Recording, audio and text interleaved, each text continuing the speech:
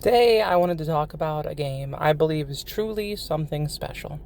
A standout piece in a scene full of banger software. Hollow Knight, Celeste, Darkest Dungeon, Undertale. I would consider Pseudoregalia to be peers to these titans of indie development. Conceptually, it's incredibly simple. Collect some key items scattered around the world, take them to the final area, fight the boss, roll the credits. But the execution and the journey to that ending are magnificently satisfying. The seamless blending of all the power-ups you'll find, the relaxing ambient music pushing you forward, the buttery smooth and freeing movement, it really all comes together so well. For my own sanity, and for the sake of coherence of the video, I'd like to tackle these pieces one at a time. For starters, let's look at just what is Pseudoregalia. Well, if we zoom out the lens, we're left with a 3D Metroidvania or platformer with some scarce combat elements. It definitely leans towards the short and sweet side rather than an epic expedition with dozens of hours of gameplay, but I don't mean that in any sort of derogatory way. Sure, as such a big fan, I'd love more content, and I do actively look at mods from time to time, but, quality over quantity. I think someone going in blind should expect to roll credits in about 4 to 8 hours. Now let's move on to the more exciting topics, the gameplay itself. Pseudoregalia has you constantly acquiring, incorporating, and mastering new skills. Like many other great games, the associated tooltips will not tell you all the little ins and outs immediately. You are encouraged and somewhat expected to figure it out yourself. Personally, I really appreciate this, when the game has the confidence that the player can solve the problems and brainstorm new ideas, respecting your intelligence and constantly leaving you to ask, wait, can I do this with my new power? Wall kicks, high jumps, long jumps, and wall sliding are what I would consider to be the bulk of your player character Sybil's kit. But there's a lot of nuance in how you combine these to traverse the areas how you see fit. Whether it be a gargantuan long jump to clear a chasm, or intense vertical ascents with your wall kicks and high jumps, I really can't overstate just how fun it is to simply play as Sybil. Even after I was done with the game, I struggled to put the controller down, because I just wanted to run around the map with all my movement options like a giant amusement park. I sincerely believe that anyone who enjoys platforming games, or at the very least platforming elements, would have a good time here. Next up, let's go over the types of environments you'll find yourself in. As you've probably already seen by now, the game and its graphics are styled in a kind of classic N64 era type of 3D, which I personally find very charming. But I would understand if others would prefer something in, let's say, the Unreal Engine, for example.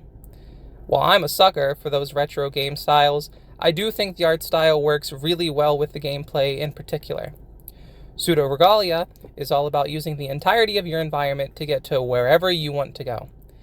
And having these far easier to digest polygonal levels can speed up your processing of your surroundings. It's far easier to look at these areas and say, oh yeah, I can probably get on the top of that platform and work my way around in this simplified game engine, rather than a more busy, complex one with more intricate detail. But that's just my 2 cents. I'm no game developer, and everyone is free to have their own opinion on the art style. Now for the layouts of the levels themselves. One of the key features here is presenting the player with options. Particularly, once you've acquired a few of your abilities, you can handle the remainder of the game in several ways. Pretty much just how you see fit. Need to cross that chasm and land on the other side? Do some wall kicking. Don't feel like doing that? Try the wall run if you've unlocked it. Both of these options, too simple, and you want to style like it's a Devil May Cry game? Okay, try doing a super hop, or kicking your weapon to the other side and respawning to it post-fall. Am I getting the point across? And this is just for a bog-standard gap clearing. Naturally, you'll be presented with a far more complex situations and challenges as you progress. I'd like to talk about the OST now, as it's a more subtle but still very pleasant part of this journey. If I had to summarize it, I'd say it's relaxing, ambient, encouraging.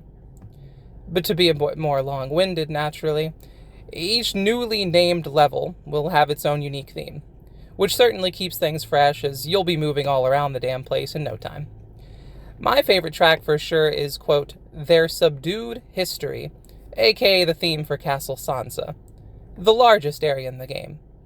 Personally, I could listen to it for hours. There's just something so soothing and a touch nostalgic about it, despite the fact that my first experience with Pseudoregalia was only a few months ago. I don't think these tracks are going to blow the average player away. Let me make that clear. Like perhaps a Crush 40 song in a climactic Sonic fight, or the intense guitar riffs when, demon slaying in Doom. However, I do still think it's a very pleasant part of the overall package, and one I'd be remiss not to touch on. While I don't truly dislike any part of the game, if I had to point out some features that are perhaps a bit less fleshed out, or could maybe see improvements in a sequel, hey, a woman can dream, I'd look to the combat and the enemy variety. Again, while it doesn't really bother me at all, it would be interesting if the combat systems were a bit more engaging, or if maybe Sybil had a parry, for instance. I'm a big fan of parries. I say interesting and not objectively better, because a part of me fears that a more intense, fleshed-out combat system would detract more than add to the game as a whole. Sure, combat would of course have some more satisfaction, some more oomph, some more weight to it. But that's just not what Pseudoregalia wants to be. At least that's not how I see it.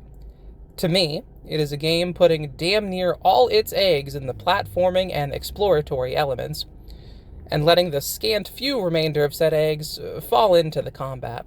It's a tertiary element, not the primary or even the secondary part of your playthrough. And I sincerely believe that it is the way it should be for a game like this.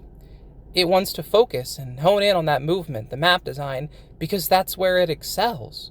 That's where it feels magical. As for the enemy designs I briefly mentioned, they range from your fairly standard knight, with a K, type enemy, all the way to just some weird little guys, just some real funky dudes. This is one change that I could see being purely positive and not detract from any kind of key elements of the experience. Off the top of my head, I can really only think of 4 different types of enemies I encountered, not including bosses, of course. I really don't think this is that big of a deal for a game this short, but hey, I figured I'd at least touch on it. And that's pretty much it. These are the main areas I wanted to touch on in this video, and I may come back another time, as I really do love this game so much. And I just had to talk about it for a bit. I hope you enjoyed it, and even more than that, I hope it encourages you to give the game a shot. It's not an expensive title, after all. I meant what I said in the intro, that I think this game is truly something special, and I hope one day it will be mentioned when people discuss the best indie games, or at least their personal favorites. With that being said, I'm out of here, and thanks for watching.